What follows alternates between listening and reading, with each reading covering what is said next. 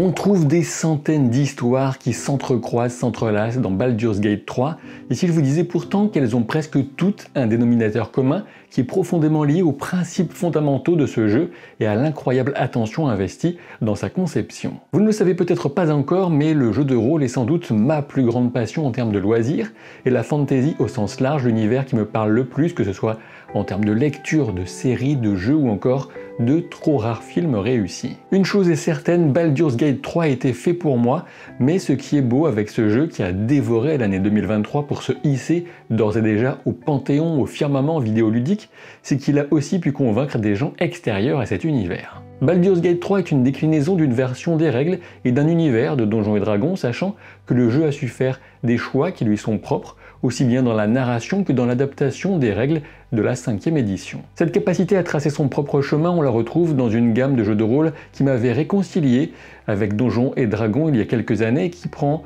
aujourd'hui sa totale indépendance vis-à-vis de l'ancêtre pour affirmer pleinement une personnalité haute en couleurs. Je parle de Pathfinder et plus spécifiquement de Pathfinder 2e édition version remasterisée, un jeu à la fois accessible et d'une richesse presque sans limite qui est actuellement en commande participative grâce à Black Book Edition. Cette précommande me fait rêver littéralement et je vais vous expliquer pourquoi c'est la meilleure porte d'entrée dans Pathfinder ou la meilleure façon de poursuivre si vous avez déjà un pied dans ce jeu et son univers. Déjà la livraison des livres est prévue entre le printemps et l'été 2024, dans quelques mois donc, et le tout à un prix plus attractif que lorsque le jeu sera en vente. Si vous ne connaissez pas encore Pathfinder, il suffit de savoir que cette version a été repensée dans l'organisation des informations dans les livres pour être la plus claire et accessible possible. On se situe dans Golarion, un univers de fantasy très diversifié et riche en couleurs avec de la profondeur et de multiples occasions d'embrasser des épopées épiques. Il y a plusieurs portes d'entrée dans cette précommande, du simple livre des joueurs pour découvrir en douceur, en passant par le duo qu'il forme avec le livre du maître, jusqu'à une version complète proposant en plus 3 ouvrages détaillant des lieux, personnes et artefacts du monde de Golarion pour y sauter à pieds joints. Vous verrez aussi que les ouvrages sont disponibles à votre goût entre les couvertures classiques et celles en version crayonnée, en tirage limité. Quoi qu'il en soit, en participant, vous recevrez les ouvrages achetés en version PDF, ce qui est souvent bien pratique. Si vous connaissez un peu le petit monde du jeu de rôle, vous savez sans doute que 2023 a été marqué par la grande peur autour de la remise en cause de la licence OGL par Donjons et Dragons, qui appartient à Wizards of the Coast, qui appartient à Hasbro. Un désastre de communication qui s'est soldé par un total rétropédalage, mais le mal était fait et la confiance rompue pour les nombreux éditeurs utilisant cette licence pour développer tout un univers de jeu. Cette version remasterisée de Pathfinder 2 évacue tous les termes liés à cette licence OGL. C'était aussi l'occasion d'inclure des errata, de s'éloigner de la notion d'alignement ou encore de remodeler les écoles de magie. Attention néanmoins, c'est important de le souligner, cette version reste parfaitement compatible avec les premières versions des livres Pathfinder 2e édition, bien sûr. De ce fait, si vous avez déjà les règles 2e édition, vous pouvez vous jeter avec plaisir sur les suppléments décrivant pour l'un la fascinante cité d'Absalom, digne des plus grandes villes de la fantasy, et pour l'autre l'étendue de Mwangi, avec la richesse folle de tout un continent peuplé avec brio par des auteurs qui se sont inspirés de l'Afrique, de l'Amazonie, des Caraïbes, voire de l'Océanie. On peut noter au passage que ce type d'ouvrage peut parfaitement être utilisé dans le cadre d'une partie utilisant d'autres règles que celles de Pathfinder. Vous pourrez aussi jeter votre dévolu sur le grand bazar d'Absalom qui sublime le concept de catalogue d'objets, objets rares et curieux souvent, pour en faire un véritable lieu de vie, de rencontres, d'aventures et d'équipements, bien sûr. Il y a tellement à dire et découvrir que le mieux, c'est d'y aller par vous-même. Le lien de la précommande est disponible en commentaire épinglé et en description de la vidéo, sachant qu'une partie de démonstration de ce Pathfinder 2 vous attend sur la chaîne de Roll & Play. Si j'ai autant parlé, c'est d'une part que le sujet me passionne et d'autre part que je suis ravi de ce partenariat commercial avec Black Book Edition pour un jeu aussi fabuleux. Ne tardez pas à découvrir cette précommande et à vous lancer car elle s'achève dès lundi prochain le 5 février à 23h59.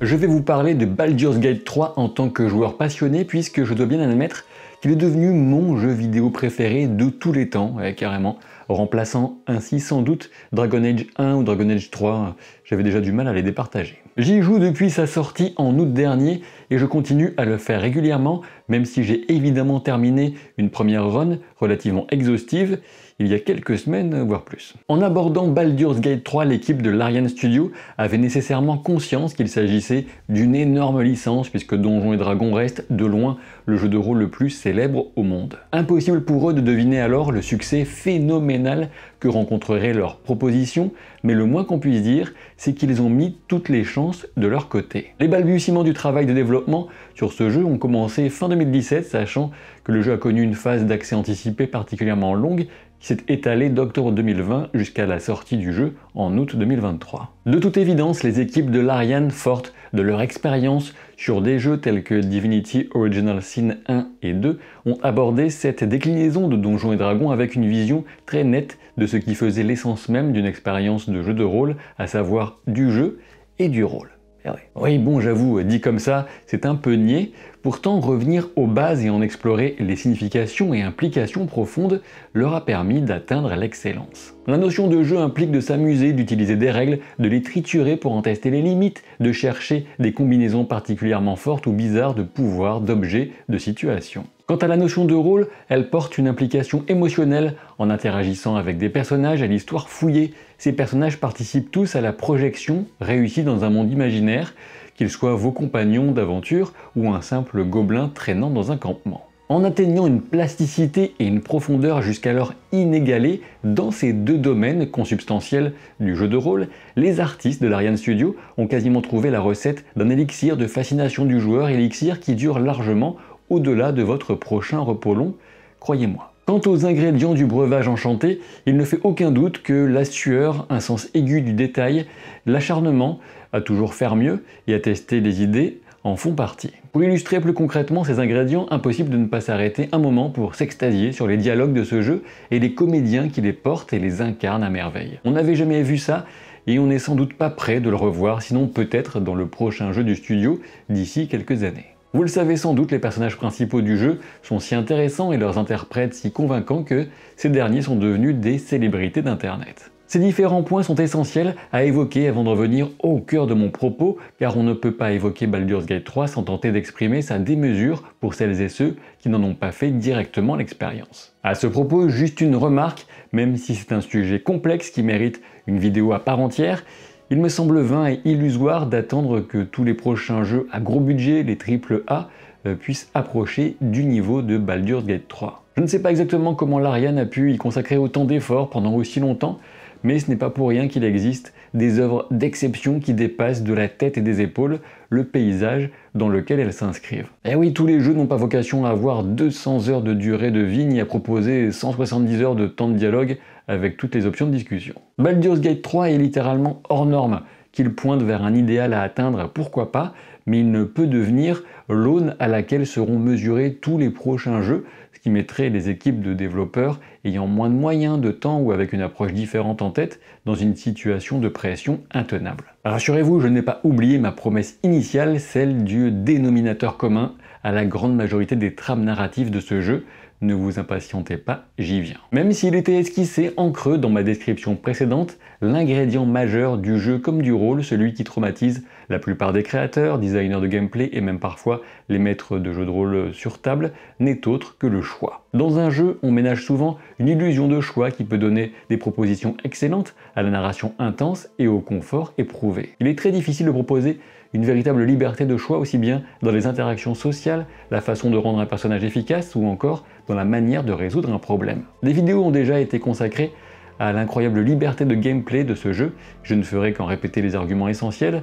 Non, mon intention consiste bien à vous parler d'histoire et de narration et l'adéquation frappante entre les principes essentiels du jeu lui-même et ceux qui président à ce qui se passe à l'époque du jeu dans cette région du continent de Faerûn, au cœur des royaumes oubliés. Le fameux dénominateur commun donc qui a été choisi par les incroyables scénaristes de Larian consiste en la tension permanente entre contrôle et libre arbitre. Il me semble que ces quelques mots résument, portent et traversent tous les grands moments de l'histoire principale du jeu, mais aussi de ceux de vos compagnons d'aventure, du moins pour la plupart d'entre eux. A partir d'ici, je vais devoir illustrer mon propos en parlant de l'histoire du jeu. Je commencerai par des éléments connus dès le début, mais j'arriverai inévitablement ensuite à certaines révélations majeures qui vous gâcheront la découverte de l'histoire si vous n'avez pas encore plongé dans cet immense bain de bonheur. Donc au cas où, si jamais vous quittez la vidéo à cet instant, n'oubliez pas la précommande de Pathfinder Remaster avec son lien en commentaire épinglé, ainsi que de vous abonner à la chaîne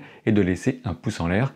C'est toujours du bien. Comme vous le savez certainement, on commence l'aventure de Baldur's Gate 3 en tant que prisonnier d'une colonie de flagelleurs mentaux, en résumé, ce peuple illitide qui consomme des cerveaux et se reproduit en insinuant des larves ignobles dans la tête des malheureux choisis pour rejoindre leur rang. Ainsi, dès la cinématique d'introduction, Larian annonce la couleur. Ce jeu parlera de votre liberté de choix et de la menace terrible et imminente d'un contrôle absolu sur votre esprit. L'absolu, tel est justement le nom de la mystérieuse divinité dont les cultistes et apôtres se multiplient dans les régions que vous allez parcourir. Le terme même d'absolu a été en quelque sorte réhabilité au Moyen-Âge pour s'appliquer spécifiquement au divin.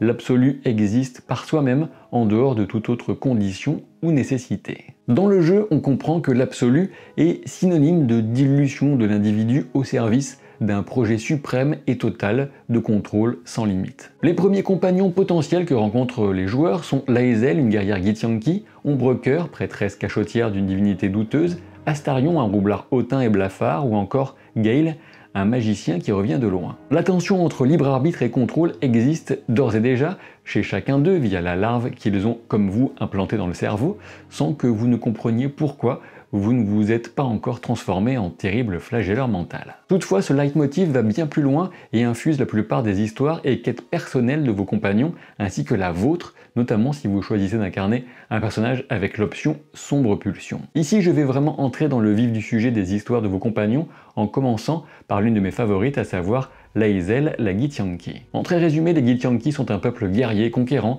très hiérarchisé, soumis à l'autorité suprême de la reine Vlaakith, qui promet aux plus valeureux de ses officiers d'accéder à l'ascension, une forme de promesse de transcendance. Tout l'enjeu de l'histoire personnelle de Lae'zel va résider dans la confrontation de ses convictions très fortes aux réalités des actes de Vlaakith et aux mensonges sur lesquels s'appuie son règne plurimillénaire. Ce qui est en jeu ici, c'est bien sûr le libre arbitre de Lae'zel, qui pensait avoir choisi déjà son chemin et son engagement alors qu'elle était, comme toute une partie de son peuple, sous le contrôle d'une histoire reconstruite et tout entière orientée vers le bénéfice personnel d'une liche ayant soif de divinité. Du côté d'Ombrecoeur, maintenant la prêtresse, on retrouve un périple de découverte de soi et à nouveau une série de choix qui oscillent entre d'un côté un oubli confortable qui va avec la confiance placée en la déesse Char et son clergé, et de l'autre l'affirmation d'un libre arbitre au prix de terribles sacrifices personnels. Le contrôle subi par Ombrecoeur passe par l'oubli, l'effacement d'une bonne partie de sa mémoire. Dans les deux cas, ces personnages féminins au caractère pourtant affirmé sont initialement victimes d'un terrible endoctrinement qui ne leur permet pas d'exercer véritablement leur libre arbitre. Alors bien entendu, la notion même de libre arbitre, sa définition et ses limites sont des sujets largement étudiés et débattus en philosophie comme en sociologie, psychologie et j'en passe, mais bon, vous me pardonnerez d'user ici d'un tel concept sans me lancer dans une thèse que je serais de toute façon bien incapable de mener à terme. Du côté d'Astarion maintenant, on comprend rapidement que cet elfe aux airs supérieurs et à l'égoïsme assumé est une sorte de vampire, tout du moins le rejeton d'un véritable vampire, Cazador, à l'emprise duquel Astarion tente d'échapper. Je pense que je n'ai pas besoin de vous faire un dessin, on retrouve très exactement ici encore la tension entre contrôle et libre arbitre. Pour Astarion, ce contrôle correspond certes à Cazador, le vampire, qui l'a poussé à commettre d'innombrables atrocités, tout en le torturant de temps en temps pour la bonne bouche, mais aussi aux penchants propres à Astarion lui-même, qui ont sans doute participé à le désigner comme une victime de choix pour Cazador. Eh oui, Astarion a soif, et pas que de sang, il a soif de revanche et surtout de pouvoir, de domination. Il abhorre l'emprise du vampire sur lui, et il ne désire rien plus au monde que de l'inverser, plutôt que de briser ce cycle infernal. Au bout même de l'histoire d'Astarion et de Cazador, le joueur se retrouve avec le destin de centaines de personnes entre les mains, si ce n'est plus. Faut-il faire confiance à leur capacité à faire des choix et potentiellement mettre des innocents en danger, ou miser sur un contrôle total via l'emprisonnement? Dans certains cas de figure, il n'est plus si évident de dire que le libre arbitre est toujours le choix le plus courageux ou le plus éthique. Au fil des dialogues, il est possible d'orienter ces choix d'Astarion, mais il reste un sacré morceau profondément meurtri par tout ce qu'il a subi et fait subir. Ce jeu entre influence intérieure et extérieure dans la définition de ce fameux contrôle empêchant le libre arbitre se retrouve dans l'histoire de Will, l'épée des confins, tout comme dans celle de votre personnage avec l'option sombre pulsion. Concernant Will, il a littéralement passé un pacte avec le diable afin d'obtenir les pouvoirs pour sauver la cité dont il se sent responsable. Au nom de ce contrat auquel l'imprudent a consenti, certaines missions sont imposées à Will par Mizora, qui veille aux intérêts de l'archidiablesse Zariel. Le rapport des occultistes à leur entité tutélaire était une trop belle occasion pour ne pas pleinement la saisir. Ici encore, recouvrer son libre arbitre est possible, mais au prix de décisions déchirantes, même si en étant malin et efficace, on peut cette fois s'en tirer avec le beurre et l'argent du beurre. Du côté de l'origine sombre pulsion pour le personnage du joueur, on explore le poids de l'hérédité, de la prédestination et la lutte intime entre, encore une fois, ce qui relève du divin ou de l'humain. Concernant le magicien, Gale, la notion de contrôle et de liberté est plus diffuse dans son cas. Il s'agit surtout pour lui d'assumer les conséquences de choix imprudents qu'il a fait autrefois. Le contrôle qui le menace réside plutôt dans la culpabilité qui le pousse à agir de manière radicale, sachant qu'en le dissuadant du pire, on court aussi le risque de le ramener vers ses penchants de fascination pour le pouvoir. Avant de revenir à l'histoire principale et à son intersection avec celle de Lae'zel et de son peuple, impossible de ne pas évoquer Karlach, une compagne de route qu'on peut recruter assez tôt dans le jeu, plutôt au début du premier acte.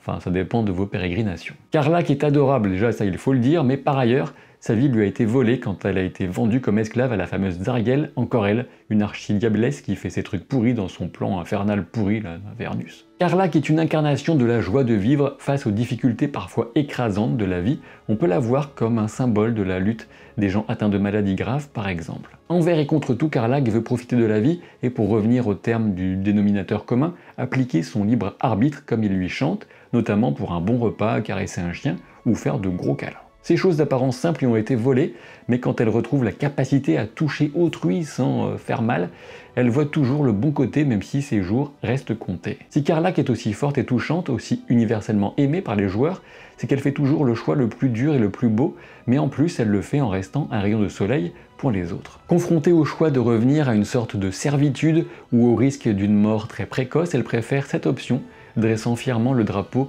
de ce libre arbitre qu'on ne lui arrachera plus jamais, quel qu'en soit le prix. On pourrait dire aussi un mot de Minthara, une elfe noire, qu'il est moralement nettement plus difficile d'enrôler dans votre groupe. Je vous passe les détails.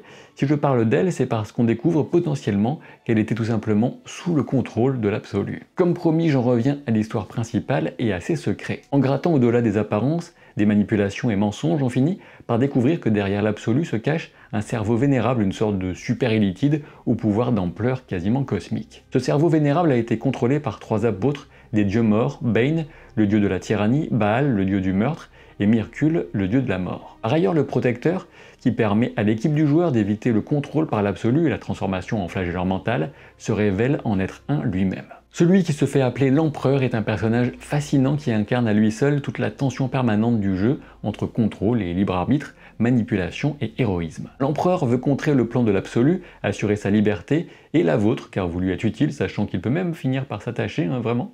Toutefois, tout cela, il ne peut l'entreprendre qu'au prix de la perpétuation de l'asservissement du prince Orpheus, un individu essentiel pour le passé comme pour l'avenir de tout le peuple Githyanki. On est ici en pleine zone grise morale et on aborde la question essentielle de la fin qui justifie ou pas les moyens. Encore une fois, le choix de rendre à autrui le fameux libre arbitre, de briser le contrôle, aura un prix que le jeu sait pertinemment vous faire ressentir. Chez les 3 grands antagonistes de l'histoire principale, on retrouve bien entendu cette dynamique qui anime tout le jeu. Commençons par Ketheric Thorm, un homme qui a échangé son libre arbitre contre un miracle. Il a renoncé à toute forme de valeur ou de principe qui pouvait lui rester à l'époque pour se dévouer corps et âme à un maître en échange d'un retour qui semblait pourtant impossible. Concernant le seigneur Gortash, en bon adepte de Baal, il cherche à établir une autorité sans partage, mais il préfère être admiré, même s'il se contentera éventuellement d'être craint, ce qui montre que le contrôle peut revêtir plusieurs formes. Quant à la troisième, la dernière, Aurine, elle est en quelque sorte l'incarnation de la disparition de toute forme de contrôle, de toute limite, en se vautrant dans une débauche de pulsions sanglantes et atroces. On pourrait multiplier encore les exemples au travers de quêtes secondaires nombreuses, mais la question de l'emprise et de la liberté se retrouve partout dans ce jeu, jusqu'à l'intérieur des lanternes qui vous seront nécessaires pour explorer les terres maudites de l'acte 2. Jusque dans le choix ultime du protagoniste, de votre personnage à la toute fin, lorsque le cerveau vénérable sera enfin vaincu, la question restera au cœur de votre partie. La plus belle des réponses que Larian apporte de manière méta à sa propre question obsessionnelle consiste bien entendu à laisser une telle latitude aux joueurs pour interagir avec ce monde, ses personnages, ses obstacles à franchir et ses histoires à explorer sous différents angles. Pour ma part, je vous avoue qu'il m'est presque impossible de faire les choix de véritables salopards, tellement on se projette dans les histoires personnelles et les tribulations de tous ces gens que l'on rencontre et qui semblent animés d'une vie propre. Et même en prenant la voie des sombres pulsions pour tester, je n'ai pas pu me résoudre à faire autrement que d'y résister le plus possible du moins. C'est vraiment à se demander où est mon libre arbitre et si je suis vraiment capable de me lancer dans une run totalement orientée mauvais. Mais après tout, le but étant de se faire plaisir, est-ce vraiment si nécessaire de se faire violence? En l'occurrence, je ne pense pas. Deux choses sont sûres, la première, c'est que si la précommande de Pathfinder Remaster vous intéresse, il faut y aller très vite, avec le lien en description et en commentaire épinglé. La seconde, c'est que Baldur's Gate 3 a rendu un incroyable hommage au jeu de rôle et s'impose comme un accomplissement incontournable de la fantasy au sens large et pas seulement du seul médium du jeu vidéo. J'espère que cette vidéo vous a plu, je vous dis à très vite pour de nouvelles aventures. Salut!